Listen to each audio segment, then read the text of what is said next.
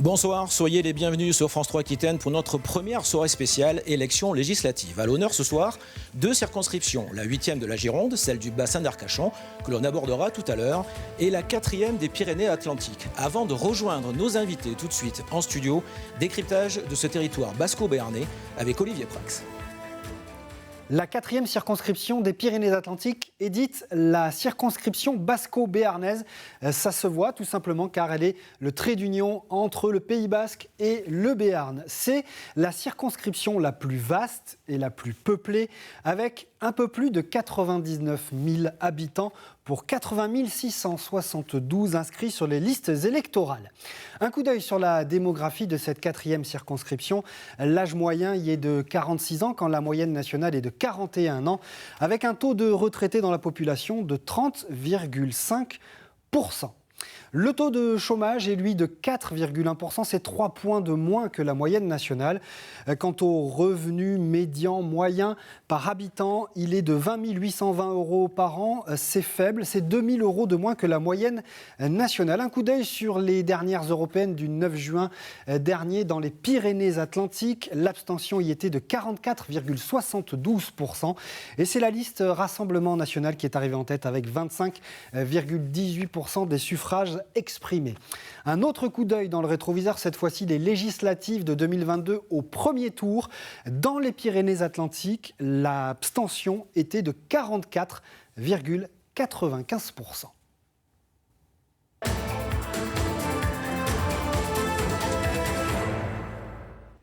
Et pour animer ce débat sur la 4e circonscription des Pyrénées-Atlantiques, Bichente Vrignon de France Bleu, Pays Basque est à mes côtés. Bonsoir Bichente. Bonsoir Nicolas. Merci d'être avec nous. Alors sur ce plateau, 4 candidats que l'on va présenter par ordre alphabétique pour une fois ces personnes. Beñat Cacheneau pour les Républicains. Bonsoir. Bonsoir. Merci d'être avec nous. Iñaki Chanis, député, Parti Socialiste sortant, nouveau Front Populaire. Bonsoir. Bonsoir messieurs. À vos côtés, Beñat Cacheneau. Jean Lassalle pour Résistons. Merci, bonsoir d'être avec nous également ce soir, Jean Lassalle. Graciane Mirand-de-Bec, candidate du Parti nationaliste basque. Bonsoir madame, merci également d'être avec nous ce soir. Et pour être tout à fait complet, il existe encore 2 autres candidats que l'on va découvrir. Sylvaine Lopez du Rassemblement national qui n'a pas pu être des nôtres aujourd'hui pour des questions d'agenda. Et Carlos Ribeiro, candidat lutte ouvrière. Je vous laisse prendre connaissance de tous ces candidats en lice dans la 4e circonscription des Pyrénées-Atlantiques. Avant d'évoquer le débat local, parce qu'il y en a des questions bien évidemment dans cette circonscription, on va commencer par l'enjeu de ce scrutin. Ma première question va être pour vous, Jean Lassalle. Vous êtes expérimenté dans la politique, on connaît votre carrière, vous avez été 20 ans député. Ce qu'a fait Emmanuel Macron, est-ce que c'est un coup de poker ? Il a joué un petit peu à la roulette russe. Qu'est-ce que vous en pensez ? Pour moi, c'est tout sauf une surprise.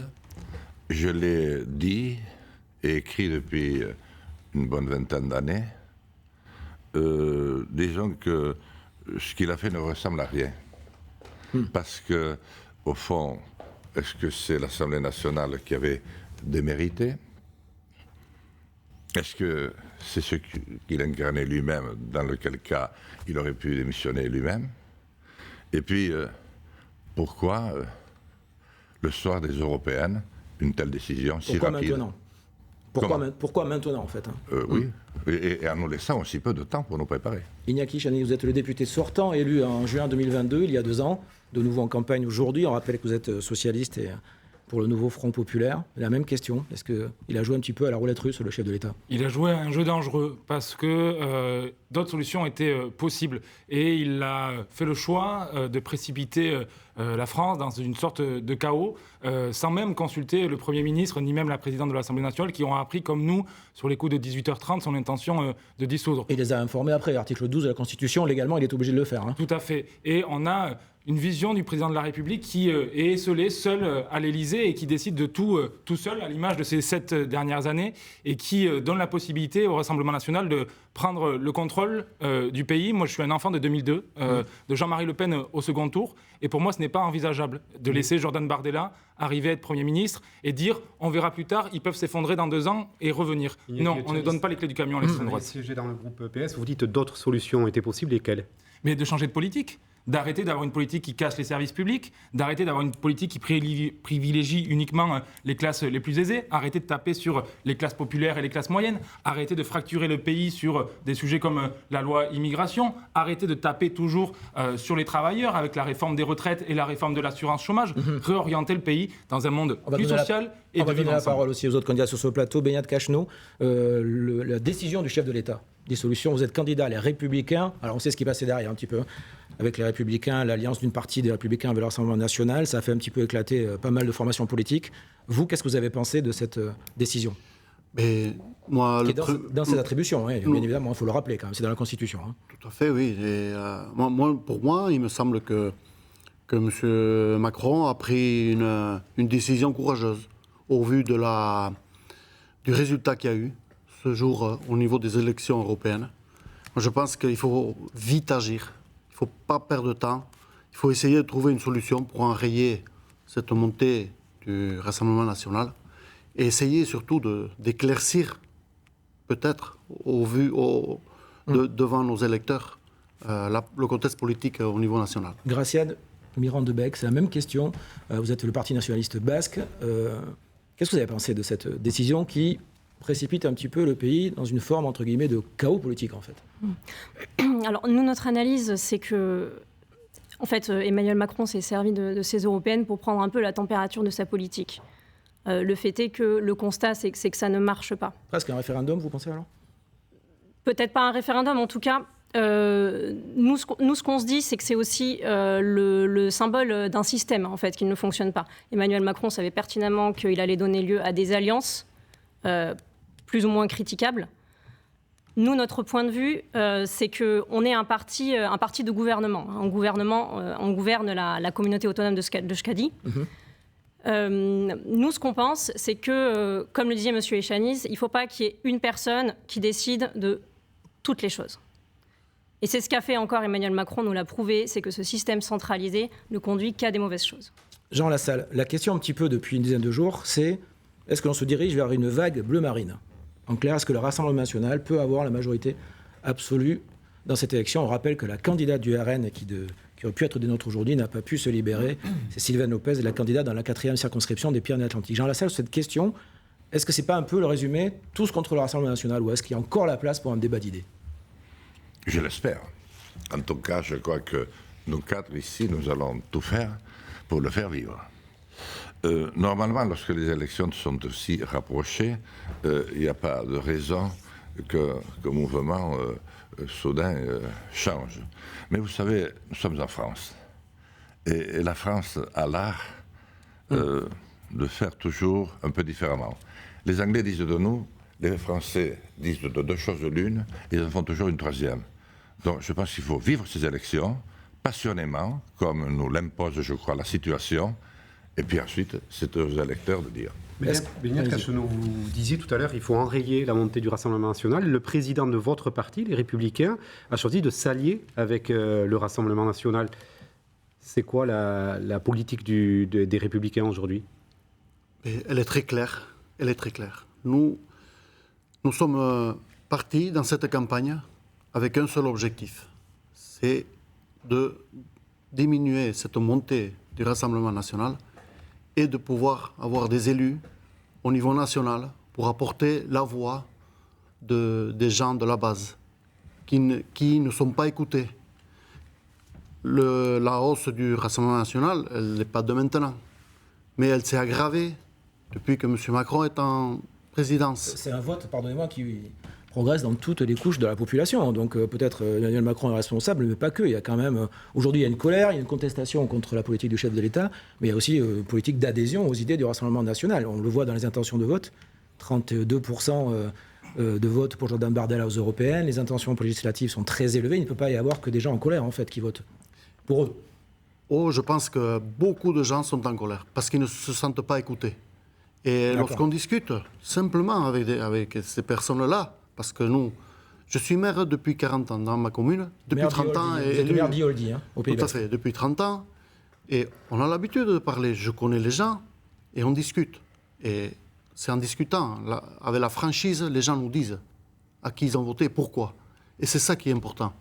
Alors, Tout ce qui se passe à Paris, c'est trop loin pour nous. On n'a pas le temps de s'en occuper. N'empêche qu'il y a des gens chez vous, Beñat Cacheneau, à Ioldi, qui ont voté Rassemblement National. C'est le premier parti aussi dans votre commune. Vous avez discuté avec des électeurs du Rassemblement National qui ont voté par rapport à des considérations parisiennes, hein, parce que les politiques d'immigration, d'insécurité, je ne pense pas que ce soit le quotidien des Ioldières aujourd'hui. Non, mais il n'y a pas que l'insécurité. Il y a la crise agricole. Le monde agricole est en crise. On essaye de le prouver. On fait des manifestations. Je suis agriculteur. J'ai été manifesté avec le tracteur. Et on ne nous écoute pas. Et maintenant, on en revient au même. On va recommencer nos actions parce qu'on n'est pas écouté. Et que la position agricole va très très mal. Iñaki, Chaniz, on va en parler de dossier agricole tout à l'heure, dans la circonscription plus précisément, parce que ça fait partie des enjeux locaux. Lutter contre le Rassemblement national, aujourd'hui, est-ce que ça a encore un sens, en fait? Parce que ça fait quand même des années que c'est un parti qui progresse, qui est élu démocratiquement, il y a des sénateurs, il y a des députés. Est-ce que simplement résumer une élection à un combat contre le RN, ça marche, en fait? Mais parce qu'on doit proposer... Ça peut marcher pour vous, d'ailleurs. On doit proposer, on se doit, pour les Françaises et les Français, de proposer un projet alternatif. Moi, j'ai été amené à fréquenter les députés du Rassemblement national pendant 2 ans.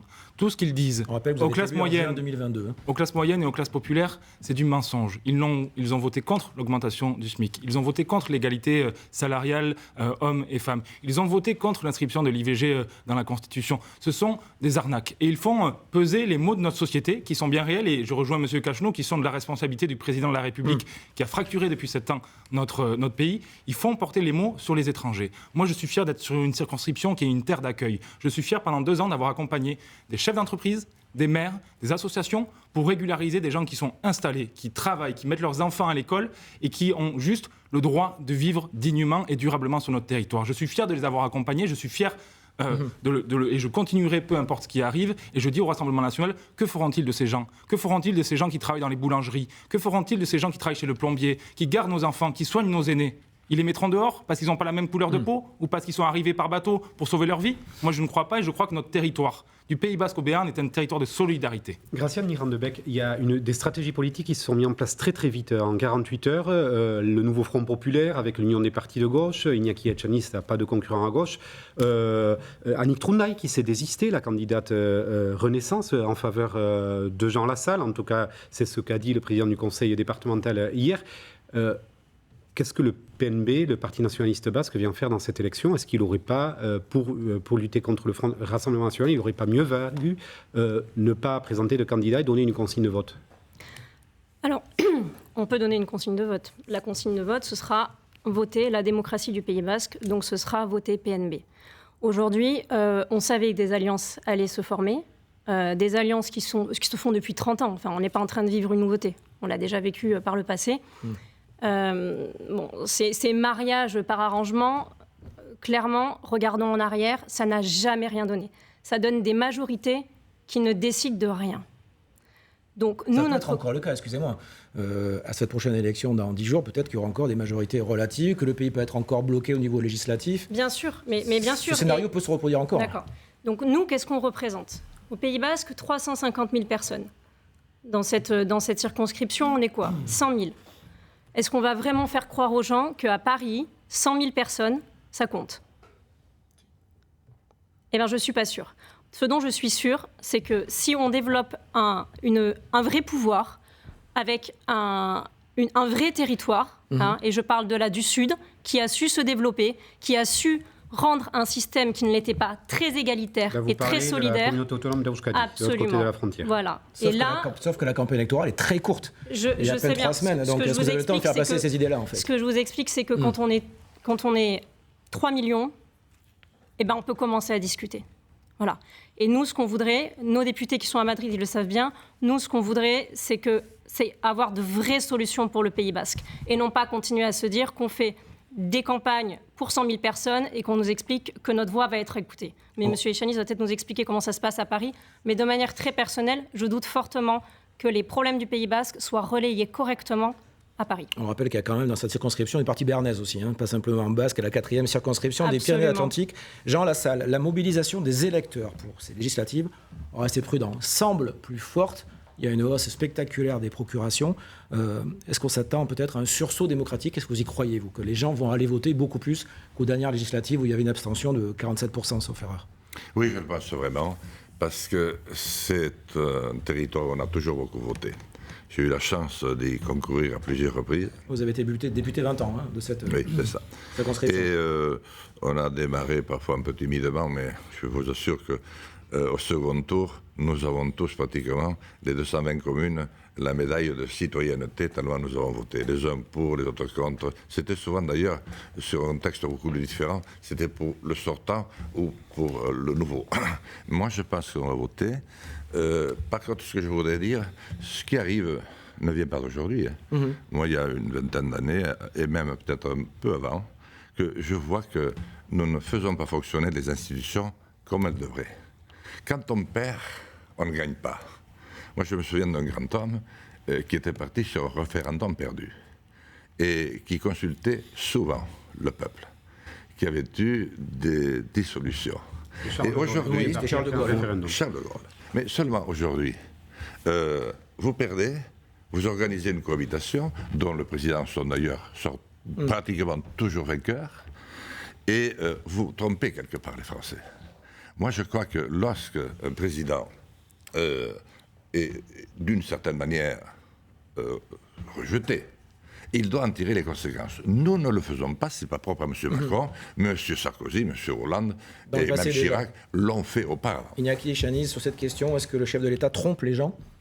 Alors j'aimerais que vous répondiez aussi également à Graciane Mirand-Debec, qui vous a un petit mise en cause tout à l'heure, mais d'abord cette question, est-ce que le chef de l'État trompe les gens en fait? Mais je pense qu'aujourd'hui, le parlementarisme doit reprendre sa place. Ce que nous avons fait à l'Assemblée nationale, c'est a été voulu par le peuple et nous avons été amenés à travailler. L'Assemblée nationale n'a pas été que bloquée, il y a des textes qui en sont sortis et notamment des évolutions favorables au Pays Basque. Moi, je me suis battu pour la langue, pour la reconnaissance des langues, que ce soit le béarnais, l'occitan ou le basque, que ce soit pour les examens, mais aussi pour leur enseignement dans les lycées agricoles qui va être permis grâce à un amendement que j'ai réussi à faire voter durant la loi d'orientation agricole. C'est se battre aussi pour le processus de paix au Pays Basque, où j'ai réussi à faire signer un certain nombre de parlementaires sur ces thématiques-là. C'est se battre sur le logement. Moi, ça a été mon cheval de bataille. J'ai réussi, avec une députée de la majorité, et ça a été très clair, je l'ai dit à mes partenaires de gauche, de voter un texte contre la spéculation immobilière et contre les meublés de tourisme. Donc on arrive à faire des choses et c'est ça qui doit être nous motiver aujourd'hui. Moi je suis fier du bilan que j'ai produit pendant 2 ans et c'est pour ça que je veux continuer sur cette thématique-là les prochaines années. Répondez à la question tout à l'heure, enfin pas une question, d'ailleurs une affirmation de Mme Mirand-Debec qui vous mettait en cause en fait, en me disant est-ce que vous êtes d'accord avec ça en fait? Mais je l'ai interrogé. Moi, vous posiez la question. J'ai porté depuis 2 ans des sujets propres au Pays Basque et au Béarn à l'Assemblée On nationale. va évoquer l'immobilier juste après dans les débats. Nous avons réussi à faire avancer des choses. Je l'ai dit sur la langue, sur le processus de paix, sur l'agriculture propre à notre territoire. J'ai aussi réussi à faire voter un amendement sur la protection du pastoralisme et sur la protection des races locales comme la vache béarnaise ou le canard criachera. Donc on arrive en se mobilisant, en discutant, en échangeant avec les uns et les autres, à gagner des victoires pour notre territoire. Alors je vous propose maintenant, mesdames et messieurs, d'évoquer les questions locales. Vous avez commencé un petit peu à parler immobilier, à partir de l'agriculture. Dans la deuxième partie de cette émission consacrée à la 4e circonscription des Pyrénées-Atlantiques, il y en a des sujets locaux dans cette circonscription basco-béarnaise. On va commencer avec vous, Beñat Cacheneau, tout à l'heure. Vous évoquiez un petit peu l'agriculture. La crise est toujours là. Elle a été sévère, terrible cet hiver, et pas que depuis cet hiver. Il y a encore eu des manifestations il y a une quinzaine de jours, début juin, à Biryatou, toujours en cause le coût de l'énergie et une harmonisation des prix au niveau de l'Union européenne. Aujourd'hui, vous, à la fois en tant que responsable politique et qu'agriculteur, en quoi vous êtes mobilisé là-dessus? Est-ce que c'est un thème de votre campagne aussi? Tout à fait, tout à fait. En tant qu'agriculteur, je ne veux pas passer à côté de ce sujet. Et je veux essayer, si je suis élu et si je vais à Paris, essayer de faire bouger les lignes et de nous faire comprendre. Parce que vraiment, là, il y a une incompréhension qu'on n'admet plus et qu'on ne supporte plus. Et cela crée des distensions terribles au niveau des familles, de l'agriculture chez nous. Mais faire bouger les lignes, ça veut dire quoi? C'est changer faire bouger les lignes, ça veut dire quoi? C'est changer la législation, donner plus d'aide, c'est quoi? Non, mais voilà, on ne demande pas plus d'aide. Ce qu'on demande, c'est que déjà, les normes à laquelle nous sommes confrontés, où les exigences sont demandées, soient revues à la baisse. On a des normes européennes, des normes françaises qui s'y ajoutent dessus, et à la fin, on a des résultats minables. on n'arrive plus à s'en sortir. Les décisions en travaillant de plus en plus. Pardonnez-moi, les décisions du gouvernement ont quand même un peu laissé de côté tout ce qui est environnement, etc., pour aider justement les agriculteurs. Ça ne suffit pas aujourd'hui. On se souvient des dernières mesures proposées par le Premier ministre en janvier, aux agriculteurs qui se sont mobilisés. Apparemment, vous étiez content. On va poser la question à Jean Lassalle et à vous. Mais pour l'instant, la mise en place, le mal est fait. Il faudra beaucoup de temps et il faudrait que ça s'accélère, ces diminutions de normes. Parce que le mal est fait et on arrive à un stade où on a des comptes déficitaires. Jean Lassalle, que faut-il faire pour ce secteur agricole alors ? Je sais qu'il faudrait beaucoup de temps pour tout expliquer, mais en quelques mots, en quelques phrases. Qu'est-ce qu'il faudrait faire aujourd'hui en urgence ? On le voit, les agriculteurs, notamment dans votre circonscription des Pyrénées-Atlantiques, sont toujours dans une situation très difficile. Mais d'abord, écouter et prendre en compte les réalités. La crise de l'agriculture n'est pas arrivée toute seule. Il y a eu celle des Gilets jaunes auparavant. Elle n'a pas été neutre. Elle n'était pas neutre. J'étais député encore. On a réinitié les terres. On n'a jamais su ce qu'il en était sorti. Chaque fois qu'il y a une montée de température, on essaye d'étouffer, de calmer. On y arrive d'ailleurs, pour l'instant, jusqu'au jour où on n'y arrive pas. Et c'était il y a 10 jours. Voilà. Donc, moi, je crois qu'aujourd'hui, le problème de l'agriculture, c'est la transmission. C'est culturel, surtout chez nous, c'est très important. Et l'agriculture au Pays Basque est encore une réalité, mais je la sens déjà faiblir. Chez nous, côté Béarn, elle a beaucoup faibli. Vous avez parlé du mouvement des Gilets jaunes. Il y a l'agriculture. Cette circonscription est aussi industrielle. Il y a de la petite industrie à Rudy, à Oloron, les usines Lint, il y a Messier, il y a autour de Moléon des sous-traitants aéronautiques. Est-ce que ce sentiment de déclassement, de ne pas pouvoir payer ses factures à la fin du mois, c'est le même chez les agriculteurs et chez les ouvriers ? Oui, d'ailleurs, vous avez indiqué vous-même tout à l'heure que le revenu moyen était plutôt un peu plus bas que sur le reste du territoire. 200 € de moins. Et nous avons de remarquables entreprises sur l'ensemble du territoire. Seulement, elles sont menacées, elles aussi, parce que nous sommes sur la circonscription la plus enclavée du département. Là-dessus, cette question, Graciane Mirande-Beck, cette question de l'agriculture, alors, côté Pays Basque aussi, mais bon, les problématiques sont les mêmes qu'avec le Béarn. Vous êtes spécialiste de la décarbonation. Vous comprenez ce sentiment que toutes ces normes, ce qu'on demande de faire moins ou de faire plus, de ne pas utiliser de glyphosate, de surveiller l'environnement, que ça, certains ne comprennent pas qu'on leur impose toutes ces normes ? Oui, absolument. C'est pas parce qu'on fait de l'écologie qu'il ne faut pas regarder un petit peu la finesse du maillage de notre territoire. Je m'explique. Aujourd'hui, on a perdu en 50 ans 70% de nos vertébrés. Aujourd'hui, dire que la biodiversité va bien et qu'on peut continuer nos activités humaines comme si de rien n'était, c'est criminel. Maintenant, il y a des disparités de territoire qui sont à prendre en compte. Et aujourd'hui, ce qui se passe avec l'agriculture, on a déjà un état des lieux qui est très compliqué d'un point de vue économique. Mais ce qui va arriver, il va arriver plusieurs choses. Il va y arriver une première chose, ça va être la contraction des énergies fossiles. Et cette filière qui utilise ce produit très efficace et pas cher qu'on appelle le pétrole, va se retrouver très impacté par ça. Il va se retrouver impacté aussi par le changement climatique. Changement climatique, ça c'est pareil. Ne pas le reconnaître, c'est criminel pour nos agriculteurs. Il va y avoir une baisse des rendements agricoles, des problématiques d'accès à l'eau. Et ça, il faut qu'on assure la transition de nos exploitations agricoles. Parce que notre agriculteur qui commence à 5 h du matin, il n'est pas en train de se demander comment il va faire et comment il va prendre en compte le dernier rapport du GIEC. Et ça, c'est notre responsabilité. Iñaki Chani, cette question sensible, évidemment, on l'entend, de l'agriculture.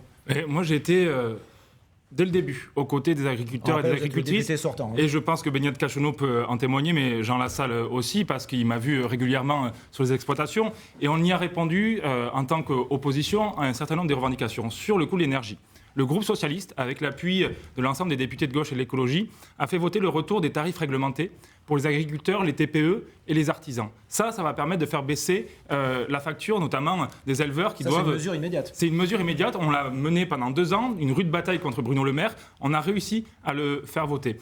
Il y a aussi toute la mobilisation qui a eu lieu sur le territoire sur la tuberculose bovine qui a touché encore une fois un trop nombre d'exploitations. Il y a le sujet de l'élevage plein air où on a enfin obtenu l'expérimentation sur la protection de l'élevage plein air durant l'influenza aviaire. Donc moi, je suis fier d'avoir accompagné les agriculteurs et les agricultrices pour leur donner des solutions. Mais je suis aussi en colère, comme eux, parce que je suis obligé d'intervenir sur un certain nombre de dossiers pour leur permettre de toucher la PAC à laquelle ils ont droit, de leur permettre de toucher les MAEC, les aides à la conversion agricole. Je suis obligé d'intervenir auprès du ministère de l'Agriculture pour obtenir ce dont ils ont le droit. Donc moi, je vais continuer à le faire et faire en sorte qu'on n'ait plus besoin de nous, parlementaires, de faire ce travail-là, que ça soit directement versé aux agriculteurs avec, bien évidemment, une réforme de la PAC au niveau européen. Donc il y a un vrai combat sur l'agriculture Comment ça, cette réforme de la PAC au niveau européen ? Il y a eu des mesures qui ont été prises il n'y a pas très longtemps par l'Union européenne pour réformer cette PAC. Oui, il faut aller plus loin parce qu'aujourd'hui, on a une PAC qui est complètement déséquilibrée et qui est une prime à l'hectare. On a un territoire, les Pyrénées-Atlantiques, qui a une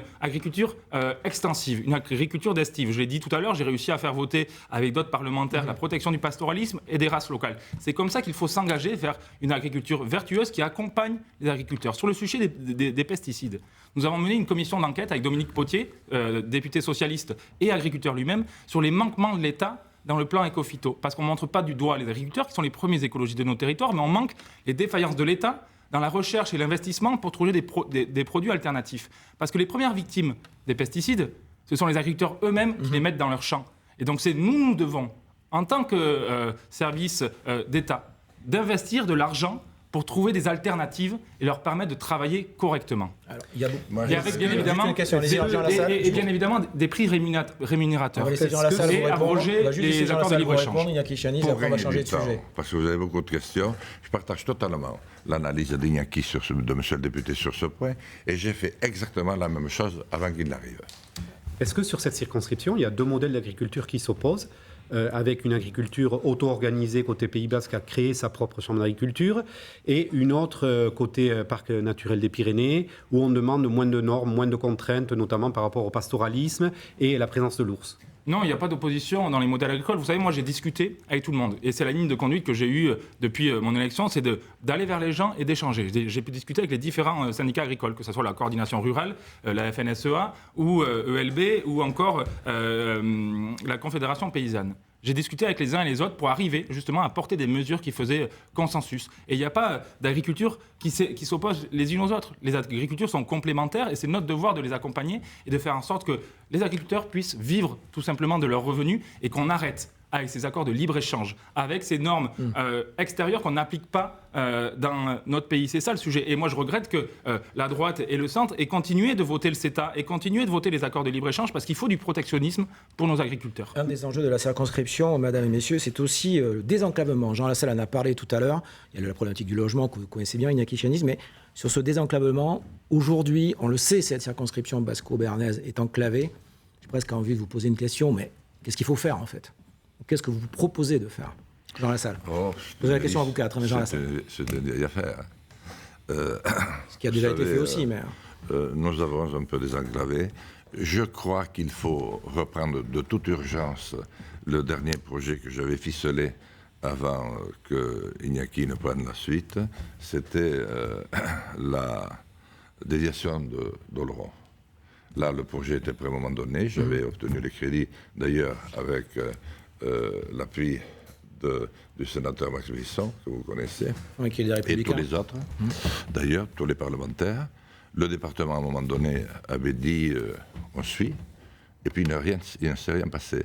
Et derrière, il y a Gurançon, il y a Azasp, il y a Sétégan et Urdos, et là, rien ne se passe.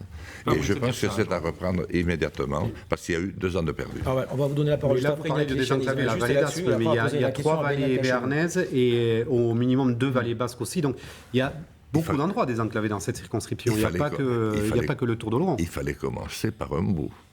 Vous êtes d'accord? C'est là que le problème le plus sensible. Dès qu'il a fini sa phrase. Je voudrais répondre à Jean Lassalle sur après on va passer la parole à Beñat Cachonou. Sur ce qui a été dit. Rien n'a pas été fait pendant 2 ans. Bien au contraire. Parce qu'effectivement, il y avait un accord dans le CPER pour financer la déviation d'Oloron. Sauf qu'entre-temps, le coût de cette déviation est passé à 110 millions d'euros. Donc moi, j'ai pris un principe de réalité. Je me suis dit, qu'est-ce qui est faisable aujourd'hui et tout de suite dans les années à venir? Parce que ce sujet, ça fait 20 ans qu'il est sur la table et que les uns et les autres n'ont pas réussi à le faire aboutir. Je ne vise pas particulièrement Jean parce que le conseil départemental a aussi sa responsabilité et l'État a aussi sa responsabilité. Moi, ce que j'ai mis sur la table, c'est effectivement Azaspe et Gurançon. Et j'ai obtenu de l'État et de la région que le financement de l'étude pour faire ces aménagements du village soit dans le CPER. J'ai obtenu aussi du ministre des Transports, des 2 ministres des Transports et du dernier, Patrice Vergrit, une étude de faisabilité pour brancher le portique à Borse. Parce que le problème qu'on a en Vallée d'Aspe, c'est qu'on a créé ce tunnel, mais qu'on en a fait une voie gratuite. Alors qu'à Biriatou, c'est payant, au Pertus, c'est payant. Donc bien évidemment que les camions passent par là. Donc on a une étude qui est en cours par les cabinets ministériels pour brancher ce portique. J'ai demandé aussi... le portique, ça veut dire que ça deviendrait payant pour les poids lourds. Pour les poids lourds à l'international. J'ai aussi demandé à la préfecture de renforcer les contrôles routiers, notamment la nuit, parce qu'on a effectivement des routiers qui ne respectent pas les choses. Et enfin, une dernière chose, on travaille avec la région et les entreprises locales pour faire à Oloron une zone de déchargement pour les camions et pour les mettre sur le train, pour à la fois des usines bien connues sur le territoire, mais aussi pour le maïs, qui est quelque chose qui circule beaucoup sur nos routes. Donc des solutions sont sur la table, des choses ont été faites, depuis 2 ans. C'est pas parce que j'en parle pas ouvertement, parce que parfois il y a des négociations qui se passent aussi pour faire aboutir les projets, tu le sais très bien. Beñat Cacheneau, sur cette question, on rappelle, vous êtes candidat à Les Républicains, du désenclavement, de l'aménagement des services publics, du territoire dans une circonscription qui est très rurale, forcément.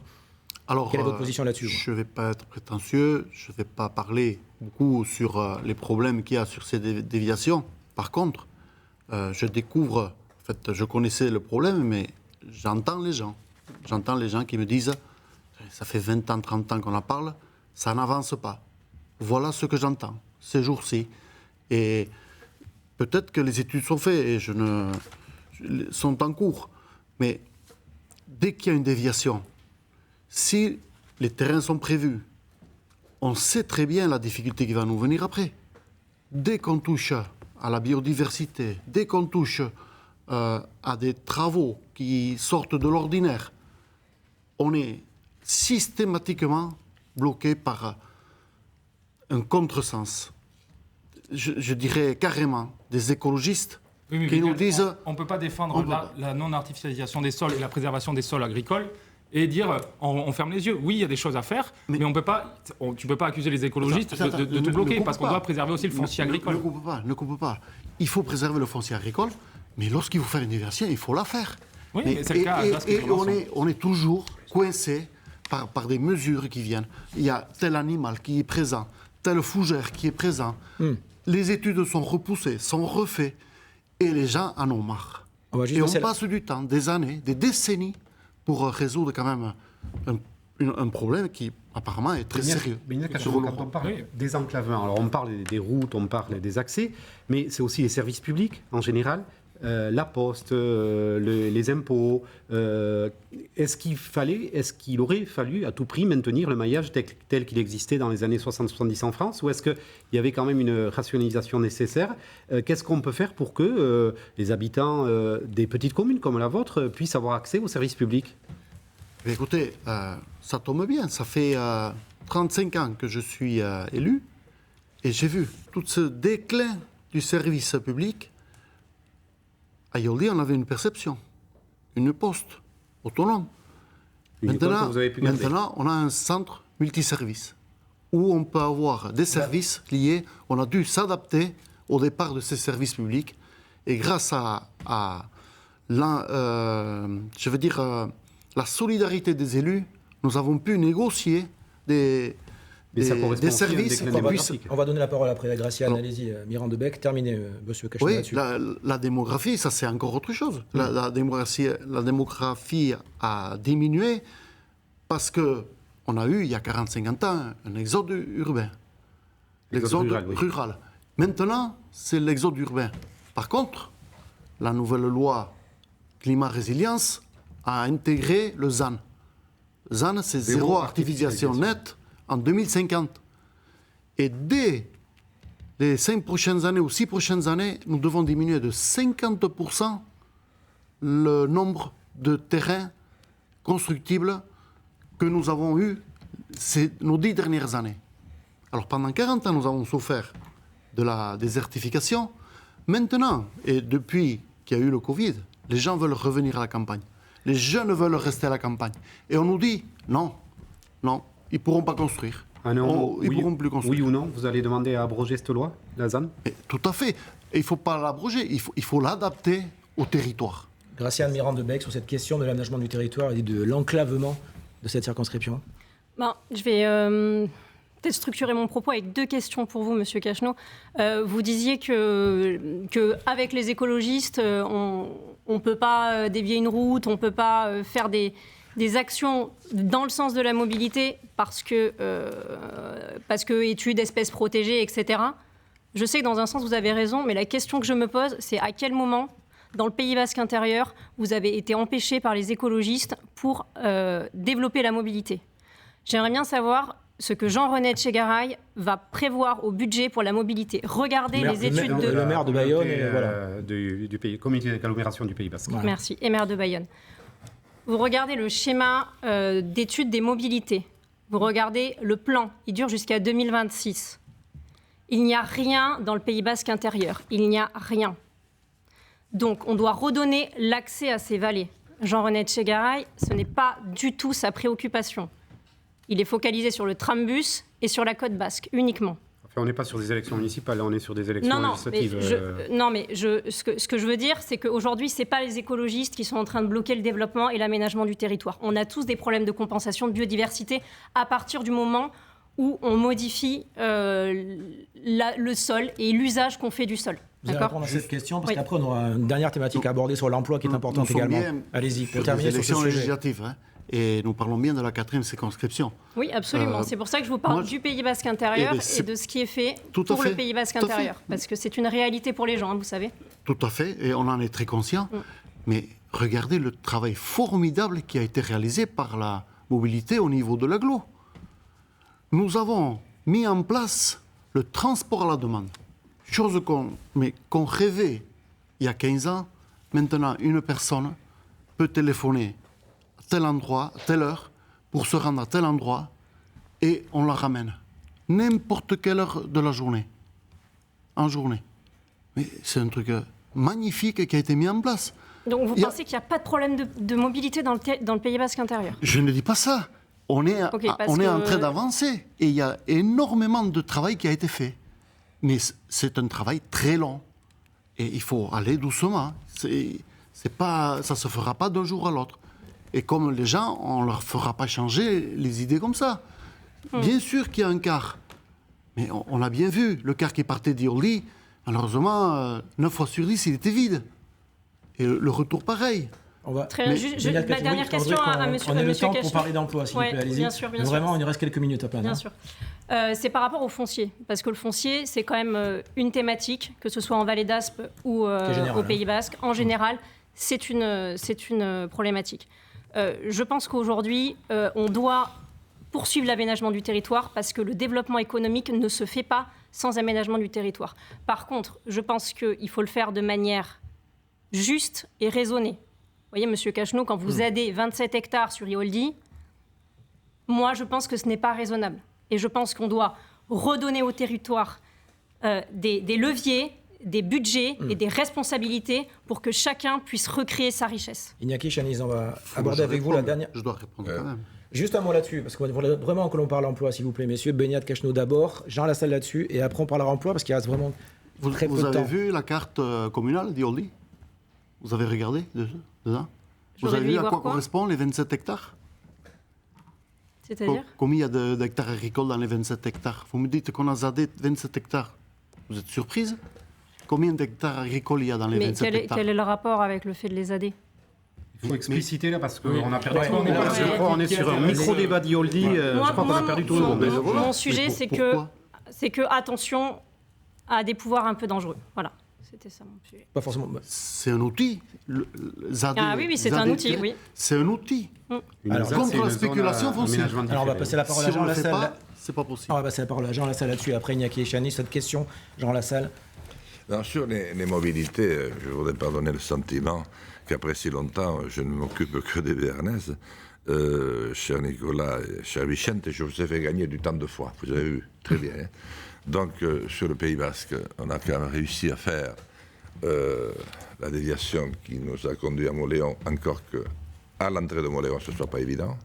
Mais il ne faut pas oublier qu'il y a eu le grand épisode de la Trans-Navarraise à l'époque, qui devait tout désenclaver. Vous avez parlé de Jean-Jacques Lasserre, j'y reviendrai tout à l'heure. Souvenez-vous du combat que ça a été, et ça n'a pas amené grand-chose. Pourtant, il y avait un grand projet. C'était une 2 fois 2 voies qui devait aller de Pampelune jusqu'à Saint-Palais. 4 voies ou 2 voies, mais oui, vous avez raison. Mais je pense qu'il y a un grand absent dans cette affaire. C'est quand même le train. Et je me demande ce que fait Rousset.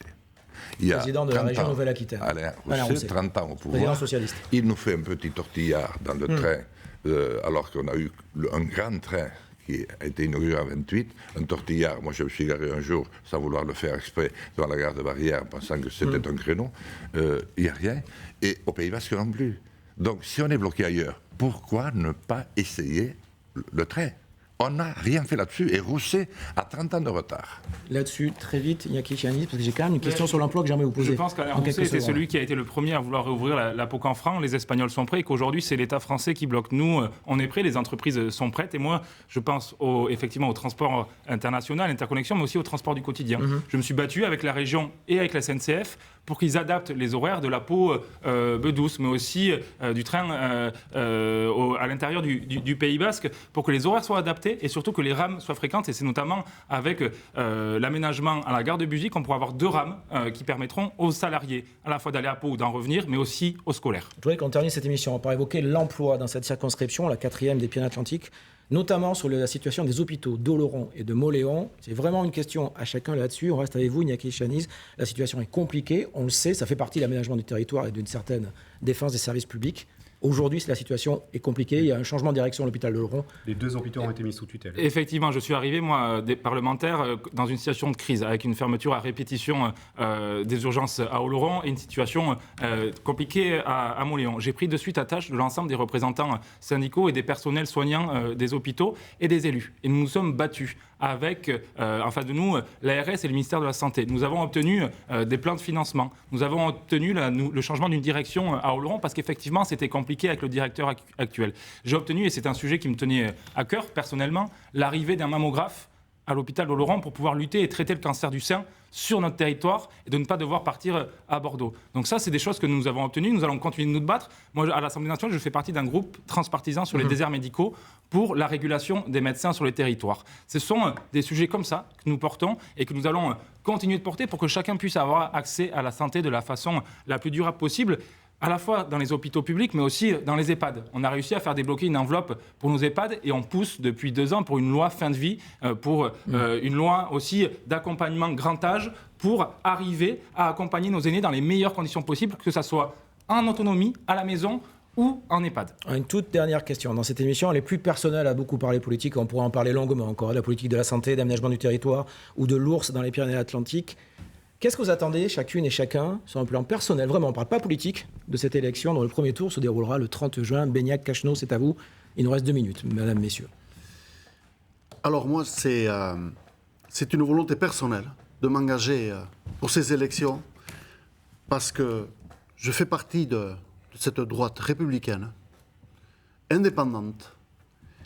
Je ne comprends pas, je n'ai jamais compris, pendant toutes mes années d'élu, comment on pouvait mettre en place des alliances avant un premier tour. Jean Lassalle, sur cette question, purement personnelle, qu'est-ce que vous attendez ? On rappelle que vous avez été député il y a 20 ans, que vous êtes présenté aux européennes, 2 nouveaux législatives, sur un plan personnel, en quelques secondes, s'il vous plaît. J'ai mis très longtemps à acquérir un statut qui me convienne. Je suis non aligné, après avoir été longtemps aux réfugiés politiques au centre, puisque ma famille était gaulliste d'un côté, communiste de l'autre. J'attends surtout que nous reprenions nos esprits et qu'à l'image des populations que nous rencontrons, que je ne trouve pas aussi inquiètes, comme le disait Beñat, que les plateaux parisiens, nous reprenions, et la sagesse et l'expérience que je peux apporter, ils seront d'un grand atout. Il nous reste moins d'1 minute, en quelques secondes, Graciane Mirand-Debec, s'il vous plaît, là-dessus.